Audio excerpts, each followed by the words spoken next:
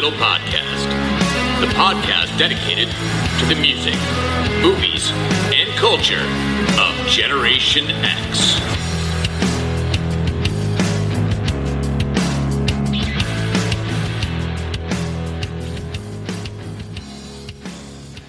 What is up, slackers, and welcome to another episode of the Stuck in the Middle podcast. I am your host, Jason Eck, and this week is another Whatever Wednesday. So what is a Whatever Wednesday here on the Stuck in the Middle podcast? It's a week where I have all these different ideas about potential topics, and ultimately, I can't narrow it down. I can't find an angle on it, whatever it is. And I had a few different things that were going all back and forth, and I just couldn't get it narrowed down. And I'll be very honest, I was on the treadmill. So again, I'm working on that content. Stay tuned. It'll be both on the social media channels as well as on YouTube very soon. It's just a lot of editing. But anyway, one of the things that I've noticed is that, let's say I'm on the treadmill and I'm thinking about what it is that I'm going to talk about. My heart rate shoots up. And I'm like, holy cow, like thinking about content is increasing my heart rate. So there is a lot more thought and time and effort that goes into it than it might appear, because I am very much, I'm a Gen Xer. So it's like, I'm just going for it. But I do think about it, and I try to make each episode interesting. And if I can't get jazzed up for it, then what? Well, then I just have to go for it and just let it be the hodgepodge, the miscellany, the potpourri of my brain. Potpourri is probably not the way to go. More of a smorgasbord, a buffet, if you will. Nevertheless, and I spent a lot of my time trying to think of really sophisticated ways to insult people, but that's only because I don't actually do it. I try to keep everything that I do on social media to be pretty chill. I don't want to be inflammatory, controversial, cancelable, whatever it is, but I do come up with some great stuff that I don't actually end up sharing with anyone. So it all just exists in my mind. So I have some really clever ones, but I like to consider them to be a sophisticated form of insult comedy. Nevertheless, what is this week all about? What is the Whatever Wednesday? Well, it's a lot of different stuff. So let's just start off with, I sometimes will do a segment, even a whole episode, where I'm just looking at what is the web saying about any particular topic. So why don't we start off with a little thing that popped up in my feed. I forget where this was. This might have just been in like the normal news feed, because I don't know about you, but like when I'm at work, if I open up a new tab, it will default to just a news page. And sometimes things will catch my eye and I'm like, what? Anyway, this says 21 reasons why Gen X ruined the economy.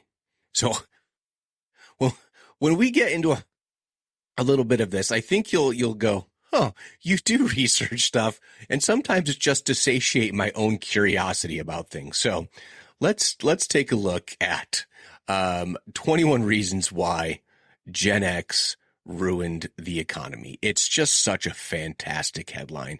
And you know it's written by someone who has no freaking clue about Gen X in any way, shape, or form. So let's take a look here. All right, so I'm going to bring this up, hold on here, onto my other page here. All right, I love it. So the first one, number one, the .com bubble enthusiasm. Okay, so for anyone who doesn't know, so it says here, Gen X jumped on the .com bandwagon with unparalleled optimism, leading to a bubble that spectacularly burst, taking down savings and sanity along with it. Now, I will say that when this all really started, some of us, the older Xers, would have been firmly, in your 30s at this point. So a little bit more entrenched.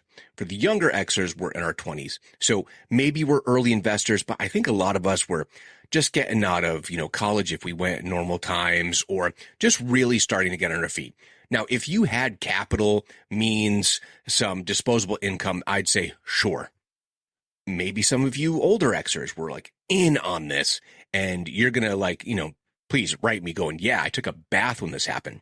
But when you take a look at all the people who are most critically involved with like shorting the stocks and like playing this game and exiting the market, like timing it all, it wasn't us. As usual, it was either, so what is the pre-boomers, before boomers? There's a silent generation. I forget which one. So I guess it's boomers. So, like a couple of the key people were like 49, like 1949, they were born. There was a couple like they were my grandfather's age, like born in like 1912. And they're clever to how markets work. So regardless of whether it was .com in this new fledgling business, think about it. If you were born in 1912, how many fledgling businesses had you seen come the 90s? You'd seen it all.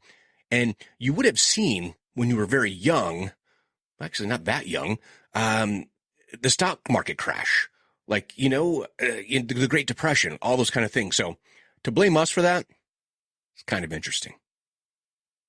So this next one, number 2. This sent me down a whole rabbit hole, okay?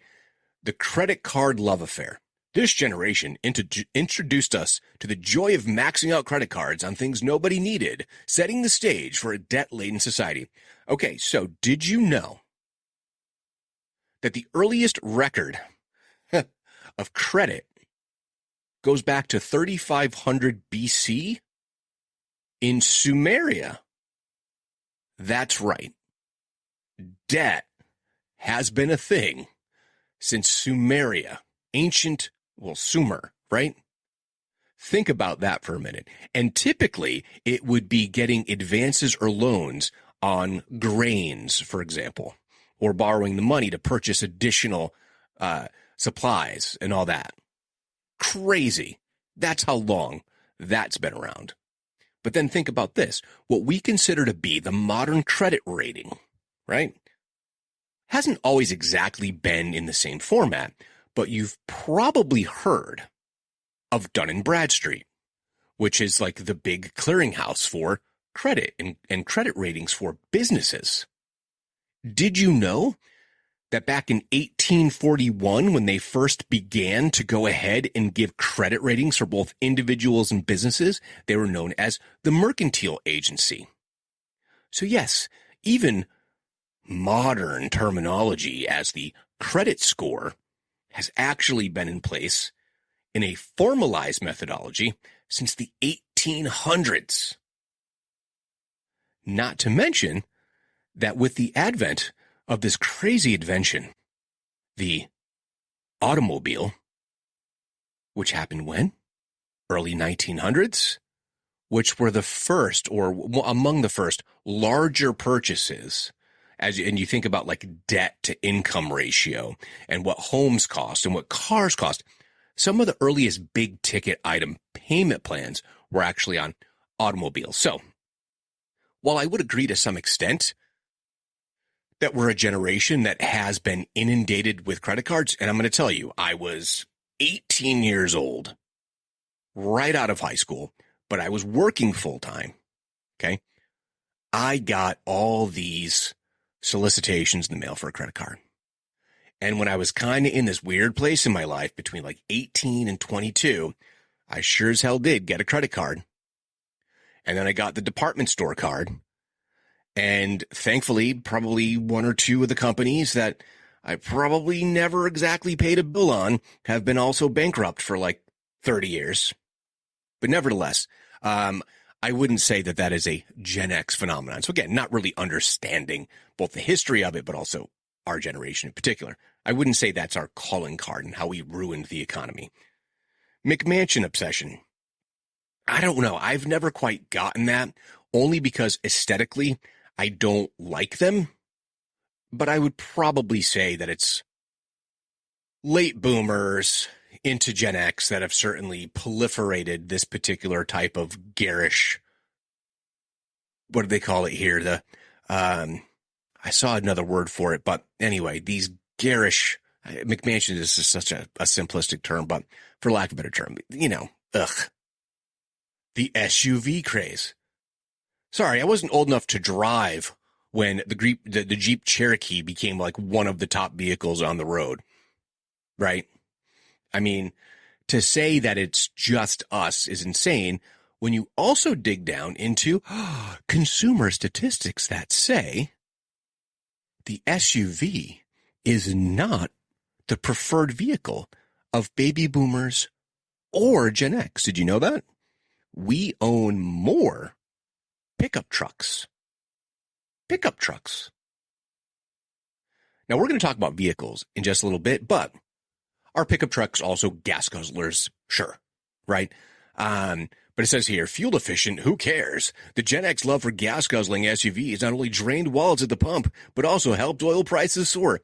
That is such a dreadfully convoluted and ridiculous kind of statement and just kind of misunderstanding of things from every level. Because if there's a generation that probably kick-started these kind of ideas that have led us into like the modern, like eco-friendliness, it's us. Sorry, dude.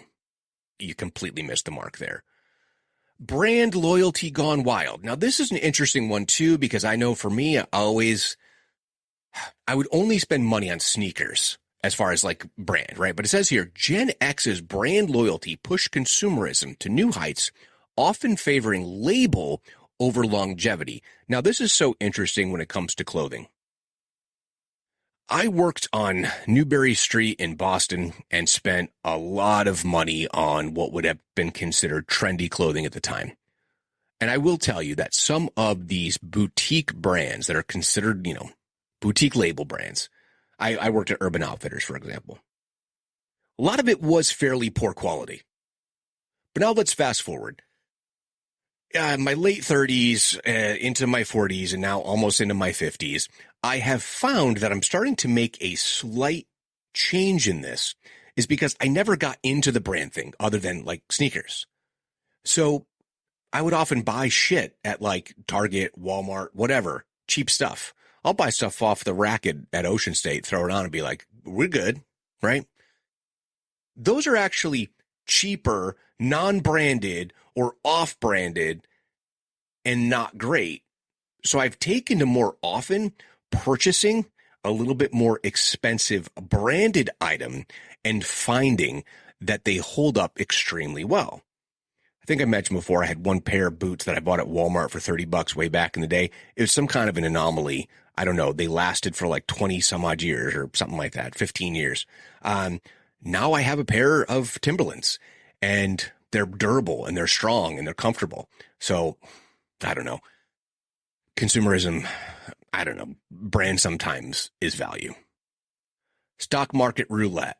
Day trading became the new poker night with Gen Xers trying to outsmart the market. Okay. That is definitely an R thing. Certainly we're right in the midst of that kind of explosion, particularly the, later X, probably into millennials where it really began to peak. But I think that goes all throughout the generation and including into late boomers. College debt explosion. I don't think there's really much else to say there. That can get into a whole discourse on a lot of stuff. But yeah, a lot of student debt. And I think that is kind of disproportionately just these kind of middle generations. And I think that younger generations are learning the art of the deal a little bit more in terms of what you can actually get out of colleges. Because colleges are also starting to see enrollments decline. And the way you boost that, start throwing money at it, which means that you're not actually priced properly. Because it's all inflated and then they discount. Because that's really all that financial aid is. It's a discount. DIY investment gurus. Yeah, and they still exist. You hop out onto Instagram and YouTube and all that, and you're going to find yourself getting hit with a video that's targeted to us demographically and what our viewing patterns are and all that kind of stuff. And it's some financial expert and some self-help guru who's going to tell you how to get rich, working for minutes a day on your phone.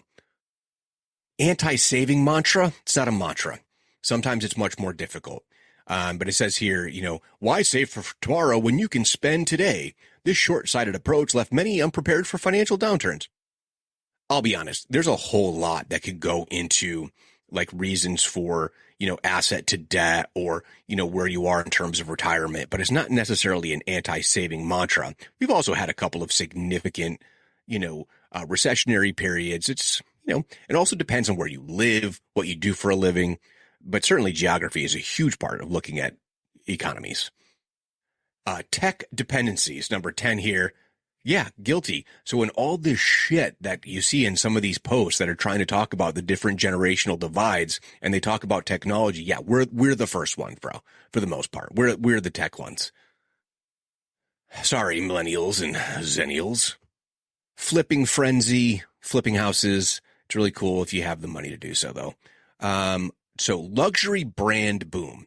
Now, this I find interesting. This is where I said I'll come back to this later.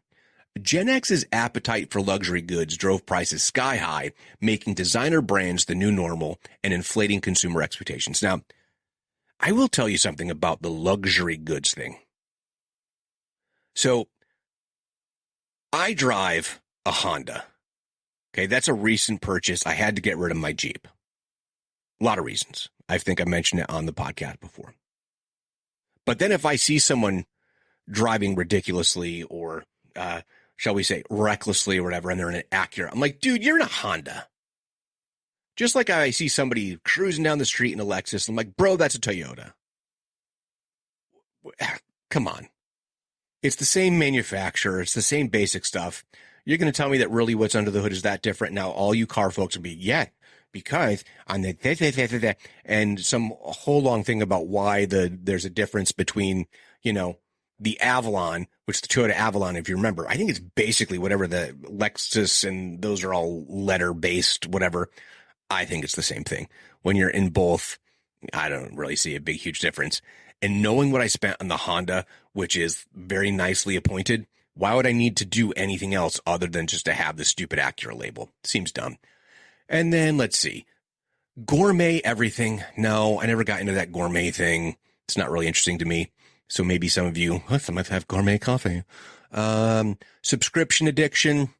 I think it's just a matter that we like a lot of different content. And when it used to be that you were hoping to get rid of cable and then you would have like these specific streaming services for content that you wanted to watch, particularly when Netflix would get stuff from all these different production companies.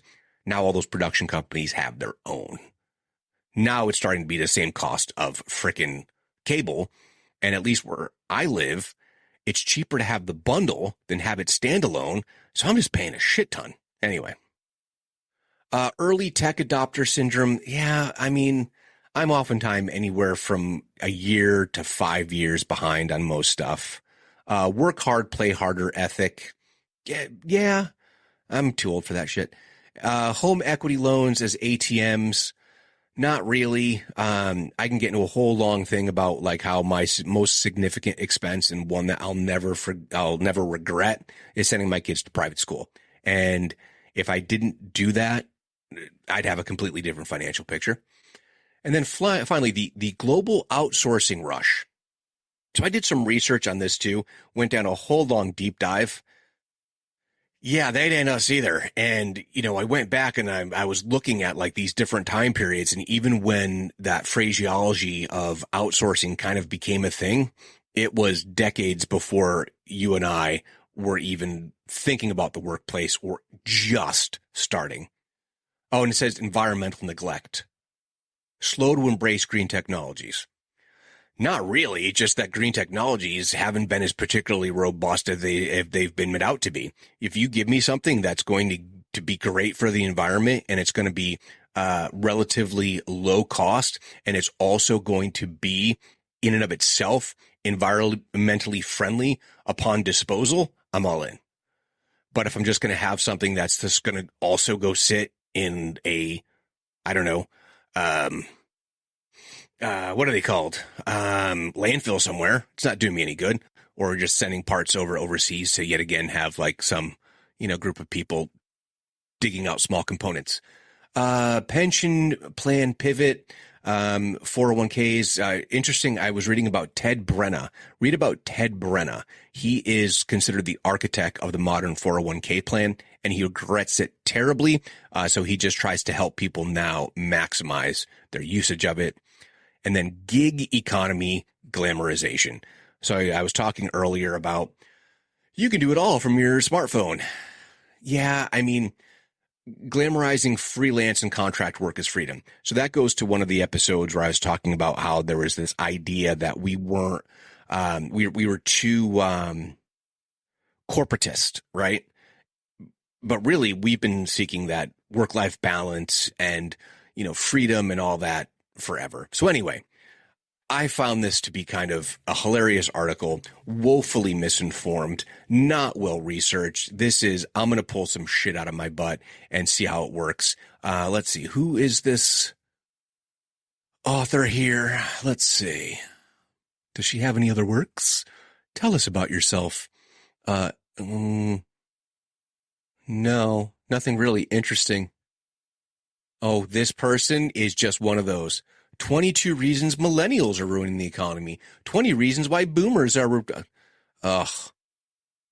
You're lucky I just found it humorous because you are doing your thing. Don't get me wrong. You keep doing you, Hazel Savage. But man, you are a shit poster. Anyway, so next on my list of things on this Whatever Wednesday, one of our own, born in 1969, one Mr.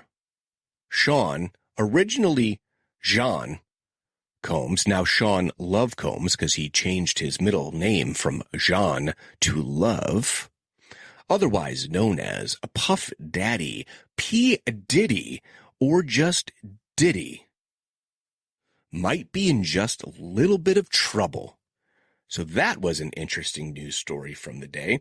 But of course, if even a fraction of some of the things that have been theorized are true, it's actually quite horrific and continuing to show, I think, a certain level of perhaps degeneracy in entertainment circles. And a lot of people start pointing at different specific demographics of people. I don't think that's it. It's just the nature of that industry, I think. But if some of this stuff is true, it's really horrific stuff.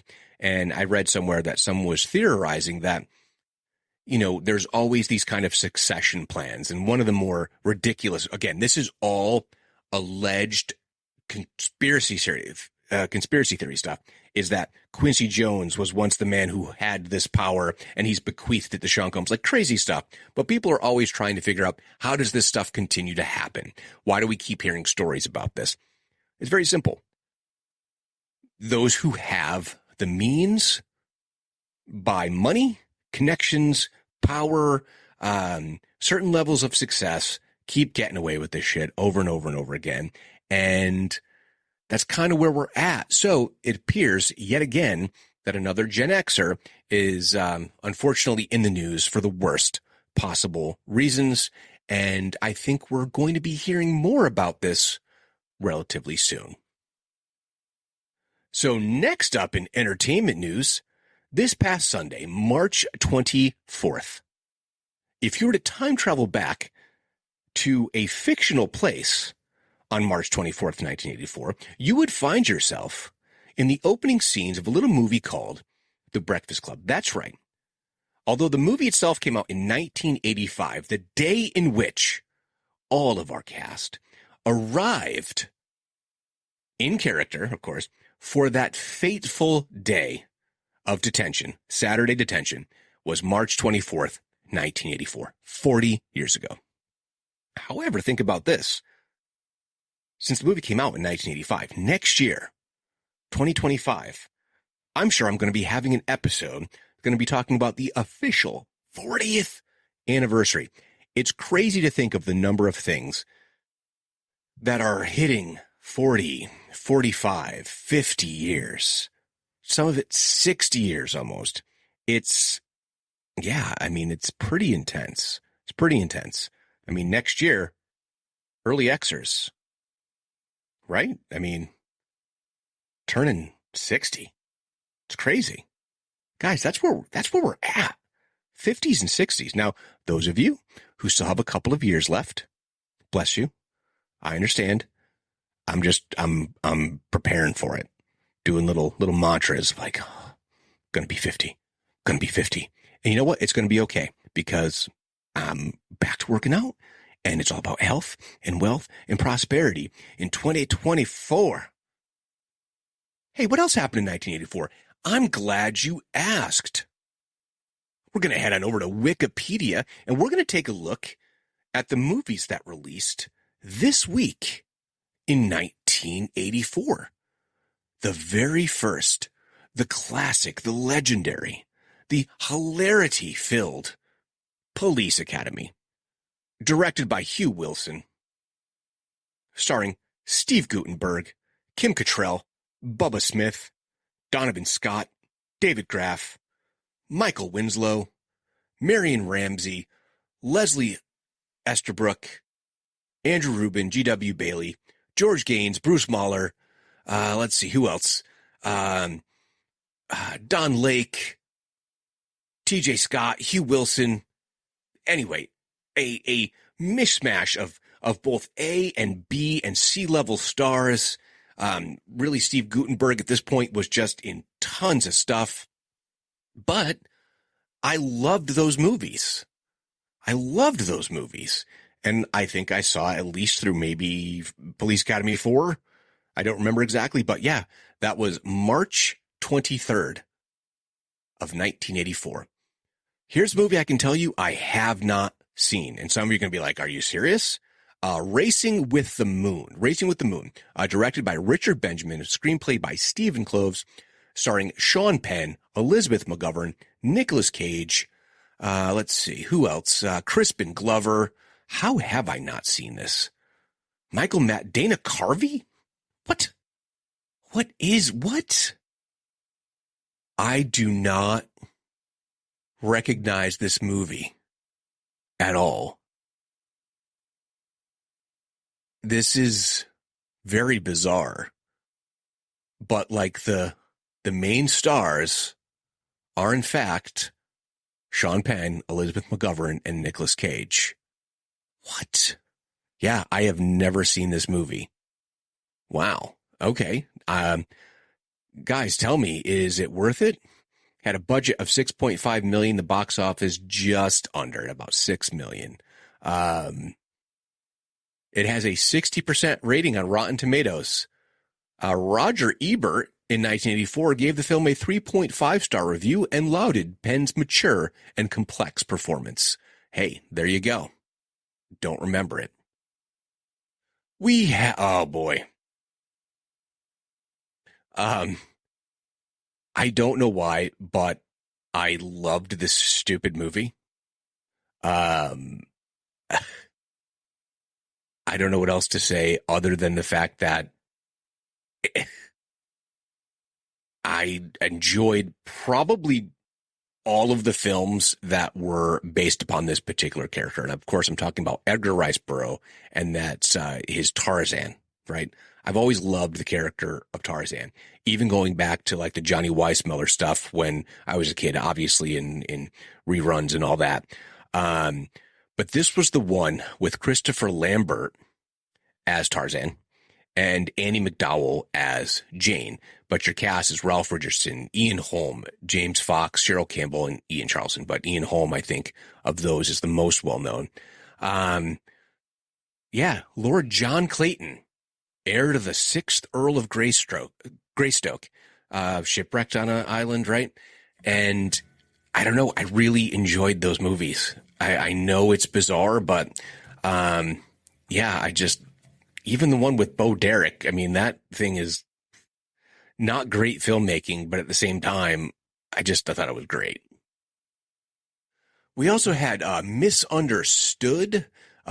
This was starring Gene Hackman and an actor I mentioned either last week or the week before, a young Henry Thomas.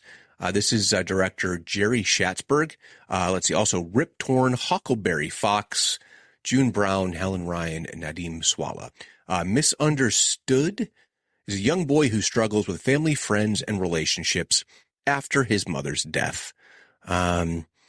It did not do well. A budget of $10 million. It made $1.5 million at the box office. Doesn't seem to be much here. Just says it was a major flop at the box office. Let's see. We have Purple Hearts, starring Ken Wall, Cheryl Ladd, Stephen Lee. Interesting. Ken Wall. Almost forgot about him. What TV show is he on? Like Wise Guy? Wise Guy. Yes. It came to my mind before I clicked the link. But Ken Wall and Cheryl Ladd? I did not know this was a thing. 2.8 million budget, box office just around 2 million. So not terrible. Not terrible. And what else? Oh, saw this in the movie theater. Romancing the Stone. Well, let me take a sip of this water here.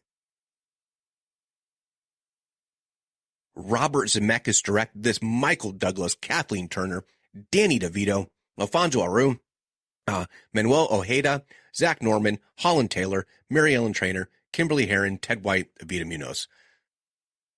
I mean, it was all perfect timing, all within that time period of like the archaeological adventure stories, and it couldn't have been better. I haven't seen this in so long, and what's just so interesting to me is that Michael Douglas starting to be, I guess, portraying these different types of characters. He's so fun. Like, he is his father's son in this, and it's so lighthearted and silly and comedic and fun that you stop and think, well, okay, how did this guy like turn around and end up playing like some of his like Gordon Gekko, right? Such a serious character and like just an absolute piece of garbage. But then, I mean, I guess he's technically supposed to be heroic in Fatal Attraction, but he's not. But like, think about the movies that he did post Romancing the Stone, and then what? Jewel of the Nile? Is that it? Gordon Gekko. Let's see. Fatal Attraction, War of the Roses, Basic Instinct, Falling Down. Crazy good movie. The American President, The Game, Traffic, Wonder Boys. I mean, it's actually a pretty diverse number of roles for this guy. But nevertheless, I mean, I loved that Romancing the Stone time. That was so good. And yeah, I mean, Kathleen Turner, she was just a spitfire. I know that's such old terminology, but man, she really was. And she did a bunch of crazy stuff during that time period. Think about them, like them meaning the co-stars. So she was in Prizzi's Honor, Switching Channels, Accidental Tourist, War of the Roses, Peggy Sue Got Married. I remember V.I. Wachowski. Serial Mom. That's insane. Serial Mom is crazy. Baby Geniuses, The Virgin Suicides, Marley and Me, Dumb and Dumber 2. But all these different roles all around this time. And then, of course, Danny DeVito. I mean, writer, director. But let's see, after...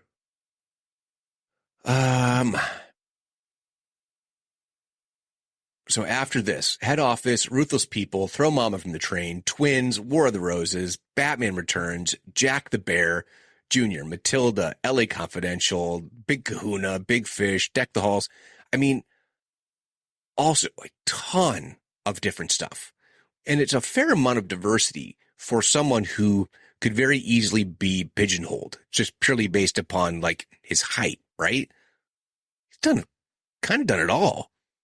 Let's see, he has a Golden Globe and an Emmy, but he does not have an Oscar, right?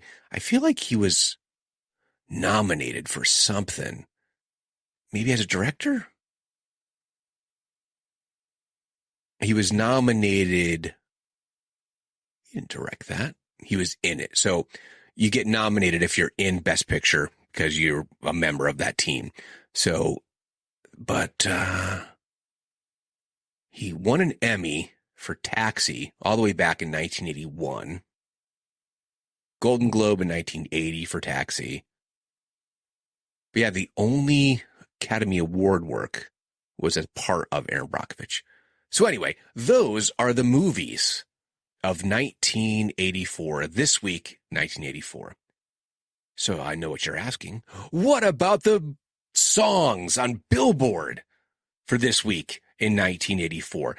Well, that's great because number 10, Got a Hold on Me by Christine McVie. I don't exactly remember that song. I feel like I do, and I'd hear it immediately because I love Christine McVie's voice. She's one of my favorite elements of Fleetwood Mac. Number 9, Adult Education by Daryl Hall and John Oates. Not one of my favorite songs by that group, but they just had so many hits that it doesn't really matter. Automatic by the Pointer Sisters. That's okay. Not my favorite. I mean, that was around the time, though, that they were killing it with, like, Jump and, what is the other one? So Excited, right? That whole time period. Number 7. I loved this song in 1984. I love it now. I don't know if it's a guilty pleasure or just great to listen to. 99 Luftballons by Nena. It's great. It's so indicative of the time period, but it's also timeless. It's just a timeless song. Love it. Number 6, I Want a New Drug by, and I'll say this, the possibly underrated Huey Lewis and the News. Say, well, they had hit after hit after hit. I don't think Huey gets enough credit for his voice. I don't think the band gets enough credit for their compositions. Just my opinion. Number 5, Here Comes the Rain Again by the Eurythmics. Annie Lennox and Dave Smith. Dave Smith? Hold on a second. I'm going to have to check that. For some reason, I am doubting myself. Eurythmics. There we are. Dave Stewart, not Dave Smith, Dave Stewart. I knew something was wrong. Had the Dave, didn't have the last name. Got it now. Anyway, so atmospheric, so moody. Again, it's one of those things that's both of that time, but you can listen to it anytime. I mean, the Eurythmics catalog is kind of like that, which is interesting given it is kind of dance music that can sometimes seem really, really dated. Not them. But of course, Annie Lennox, I mean, the voice of a frickin' angel. Number 4, Kenny Loggins, Footloose. This was everywhere and continues to be on radio to this day. Number 3, Girls Just Want to Have Fun by Cyndi Lauper. This is off She's So Unusual. That album was an absolute juggernaut, and it's a great song. Not anywhere near her best, though, yet a big hit. Number 2, flip-flopped with number 3. So the week before, this song was number 3, and Girls Just Want to Have Fun was number 2. We have Rockwell's only major hit with Somebody's Watching Me, with vocals by Michael Jackson. And finally, at number 1, at this point, it had been 5 weeks at number 1, their one and only number 1 song, Jump by Van Halen, this week in 1984. I know some people, particularly the Van Halen purists, are going to be like, that's not even a top 10 Van Halen song. And it's like, I get it, but it's also peak Van Halen. When I say peak Van Halen, people are going to go, well, they sold more records technically with Sammy Hagar and blah, blah, blah. No, this was like that record, 1984, fitting name, was like this culmination of that lineup of the band. And it has some amazing songs. And even with Jump, you're seeing Eddie's experimentation with those keyboards. And even the keyboards sound like Eddie Van Halen. It's all in the fingers, not in the instrument. It's in the fingers. And even the keyboards sound like Eddie. And it's a great little guitar solo after he finishes. Like, I mean, it's kind of a top-notch pop song. I mean, I don't know how you hear it and you're just like, yeah, dude, it's Jump. And you sing along. Good stuff. But hey, what was on TV? What was on TV? 1984. What were the big shows? What was happening? What was hitting? Well, number 10, we had a tie of two shows that couldn't be more dissimilar. Falcon Crest and Crazy Like a Fox. Remember Crazy Like a Fox with Fred Warren and something, what was his name? You see him and it might not seem like instantly recognizable. And then you realize that this guy has been in so much stuff. Oh my gosh. What's his name? John Rubinstein. Holy cow. You see him now, like in this picture that's on there is like from 2008 or whatever. And you're seeing him in, late age, right? He's 77 now. This picture is, gosh, like a long time ago now at this point. But you see him and you go, oh yeah, that guy, he's been in a ton of stuff. And Falcon Crest, of course, is a primetime soap opera. But just listen to the primetime soap opera stuff that's all over this list. Because next at number 9 is Knots Landing. What was it with the 80s and the primetime soaps? Meanwhile, daytime soaps were huge as well at this time. Number 8, Angela Lansbury, Murder, She Wrote. Good stuff. You want her on the case. Just to have a crime drama series led by Angela Lansbury in the 80s is just kind of a testament to her, I think. But originally the show was designed for Jean Stapleton. But ultimately she turned it down. But let's see. What is the name of her character? I am drawing a blank and I should know this. Right? Jessica Fletcher. Jessica Fletcher is living in Maine and she solves mysteries. What a fun show. Simon and Simon. Okay, I'm only going to know Gerald McRady. I don't remember the other Simon. Gerald McRaney and Jameson Parker, who I'd always get confused with Parker Jameson, right? Isn't there a Parker Jameson or is there Parker Stevenson? Parker Stevenson, one of the Hardy Boys, right? So it was Simon and the Hardy Boys were kind of like the adult version and like the teen version, at least in my mind. And my grandmother was in love with Gerald McRaney. We have number 6, the A-Team. Of course, I just talked about B.A. Baracus just last week, Mr. T. So let's see, you had George Papard. You had, I'm trying to do this without looking. Oh my gosh. Now I'm going to draw a blank. Benedict, Dirk Benedict, his face. Oh my gosh. Oh, I want to call him, he's not Roscoe, the crazy guy. Oh, I'm going to have to look it up. I can see him in my mind's eye and I just can't get there. Oh my gosh. Oh, dude, this is a bummer. I'm going to be so bummed. I'm going to see it. I'm going to go, yes, of course. Dwight Schultz. And his character is, I'm still trying not to look at the character. I'm just trying to avoid it, but I don't think I can. Howlin' Mad Murdoch. Oh, couldn't get there. But yes, Templeton Peck, a.k.a. Face or Face Man, Dirk Benedict. And of course, John Hannibal Smith by George Papard. Bro, I couldn't find Dwight in my head. Anyway, number 5, Family Ties. Classic family sitcom. Meredith Baxter Burney, Michael J. Fox, Stephen Gross, Tina Yothers, Justine Bateman. We didn't have Andy yet in 1984, I don't think. But anyway, Family Ties, number 5. Number 4, 60 Minutes, which has, like, I only think went out of the top 10, like, recently, but then it, like, comes back up from time to time. The Cosby Show, now completely unwatchable and basically been erased from everything. And hey, man, I get it, which is really unfortunate because all of the characterizations, the stories, all those other people's careers. I mean, this was appointment viewing for everyone. And then rounding out, and I think they went back and forth 1 and 2, 1 and 2.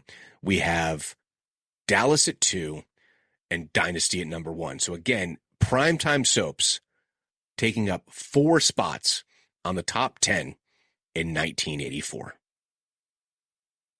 So what else do I have to round out this week? Anything else? Anything else? I mean, I think that's about it.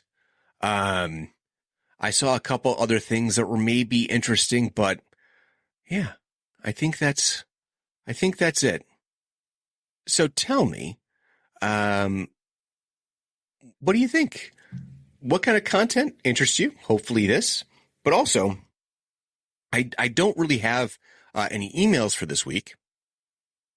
I do encourage you, like I said, send me an email. I will read it during the show, and it's a great way to get feedback, and also just some interesting conversation can be stimulated by that. You can just ask me questions, whatever it is that you want to do. I'm completely open to it.